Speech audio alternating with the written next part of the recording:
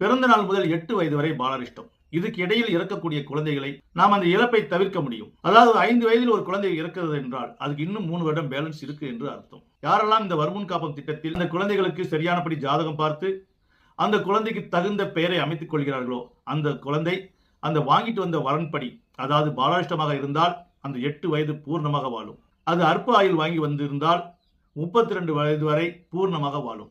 ஆராய்ச்சி செய்து மக்களுக்கு அந்த பூர்ண ஆயுளை கொடுக்க காத்திருக்கிறோம். அந்த இறைவன் கொடுத்த பூர்ண ஆயுளை எப்படி நம்ம வாழ முடியும், அதை சொல் விளக்கமாக எடுத்துரைத்து, குழந்தைகள் பிறந்த உடனே முதலில் பெயர் அமைக்கும் போதே அதையெல்லாம் அனுசரித்து பெயர் வைத்தால்தான் அந்த குழந்தை எத்தனை வயதுக்கு வாழ தகுதியாக இந்த மண்ணில் பிறந்திருக்கிறதோ அந்த வயது வரை முழுமையாக வாழும். அதை தான் இயற்கை ஜோதிடத்தில் கண்டுபிடித்திருக்கிறோம்.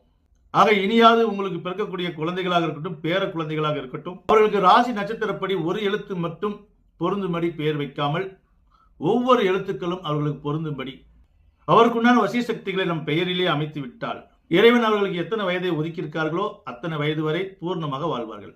இந்த பதிவை பார்க்கக்கூடிய உங்களுக்கு 5 வயதாக இருக்கட்டும், 50 வயதாக இருக்கட்டும், அல்லது 80 வயதாக கூட இருக்கட்டும், இனி இருக்கக்கூடிய நாட்களை நீங்கள் எங்கேயுமே கிடைக்காத ஒரு விஷயம் மன நிம்மதி. அந்த மன நிம்மதியை பெறுவது எப்படி என்று இயற்கை ஜோதிடம் மூலம் நீங்கள் தெரிந்து கொள்ளலாம். உங்களுடைய இறப்பை கூட புனிதமாக்கிக் கொள்ளலாம். இறப்பை புனிதமாக்கிக் கொண்டால் இனி வரக்கூடிய ஜென்மத்தில், அடுத்த ஜென்மத்தில் நல்ல நிலைகளோடு நம்ம பிறப்போம். இதுக்கு உதாரணம் சொல்ல வேண்டும் என்றால், எதிரடை நட்சத்திரத்தில் நாம் இறந்தோம் என்றால் மீண்டும் அதே நட்சத்திர தருவாயில் தான் நம்ம பிறப்போம். ஆக இந்த ஜென்மத்தில் பட்ட துன்பத்தை மீண்டும் அடுத்த ஜென்மத்தில் நாம் அனுபவிப்போம். ஆக நம்ம எந்த நட்சத்திரத்தில் இறக்க வேண்டும் என்று கூட நாம் முடிவு செய்ய முடியும். ஏனென்றால் பிறப்பு இறப்பு மட்டும்தான் நம்ம கையில் இல்லை. இப்ப வாழ்ந்து கொண்டிருக்கிற வாழ்க்கை நிஜமானது. நம் வாழும் வாழ்க்கையில் இப்படித்தான் வாழ வேண்டும் என்று மதியை கொண்டு நாம் சில விஷயங்களை நிர்ணயித்துக் கொள்ளலாம். அந்த மதியை எடுத்து உரைக்க இயற்கை ஜோதிடம் காத்திருக்கிறது. இந்த பதிவை உங்களுக்கு மட்டும் இல்லாமல் மற்றவர்களுக்கும் ஷேர் செய்யுங்கள்.